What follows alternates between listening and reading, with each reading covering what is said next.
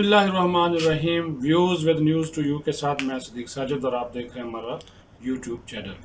उम्मीद है आप खैरियत से होंगे। आजकल बहुत ज़्यादा सिंध हुकूमत जो है वो ज़ेर ताब है पानी के मामले के ऊपर, क्योंकि पानी की जो तकसीम है, पानी की जो कमी है, इस पर जो अपोजिशन है वो आड़े हाथों ले रही है सिंध हुकूमत को।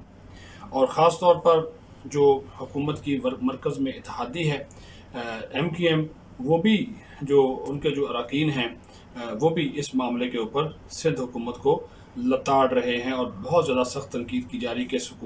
इस सिंध हुकूमत की पॉलिसियों की वजह से आज जो है वो सिंध पूरे का पूरा और कराची जो है वो पानी की किल्लत का शिकार है और वफाक से महाज राई इसकी सबसे बड़ी वजह है। आज जब सिंध असम्बली का इजलास शुरू होता है तो इजलास शुरू होते ही जो मुत्तहिदा के एक MPA हैं मोहम्मद हुसैन, वो नुक्ता एतराज़ पर खड़े होते हैं और कहते हैं कि सिंध हुकूमत न सिर्फ बलोचिस्तान का पानी चोरी कर रही है बल्कि सिंध को पानी की का जो हिस्सा है वो हिस्सा दिलवाने में भी बुरी तरह नाकाम है और ये तमाम तर ज़िम्मेदारी मरकज़ पर डालकर अपनी जान छुड़ाना चाहते हैं। वो पॉइंट ऑफ आर्डर पर बात करना चाहते थे, लेकिन पॉइंट ऑफ आर्डर पर जब उनको बात नहीं करने दी गई तो फिर PTI और मुत्तहिदा के जो अरकान हैं उन्होंने ऐवान में शोर शराबा किया, एहतजाज किया, हंगामा किया और आप ये फुटेज देख सकते हैं। स्पीकर डाइस का घेराव किया गया और स्पीकर ने इसके बावजूद उनको बात करने का मौका नहीं दिया। तो फिर इन अपोजिशन के अरकान ने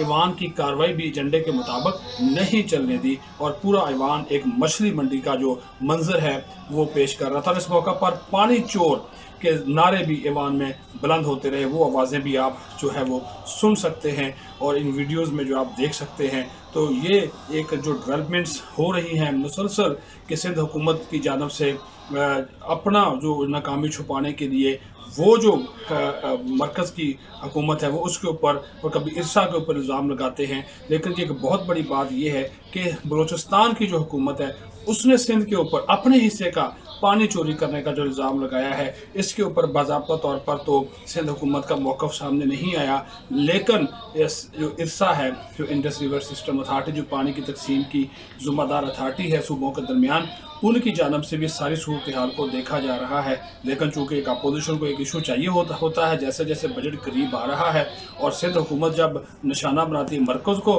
तो फिर जो सिंध में मौजूद PTI और मुत्तहिदा के जो अरकान हैं उनको जब मौका मिलता है तो वो फिर टारगेट करते हैं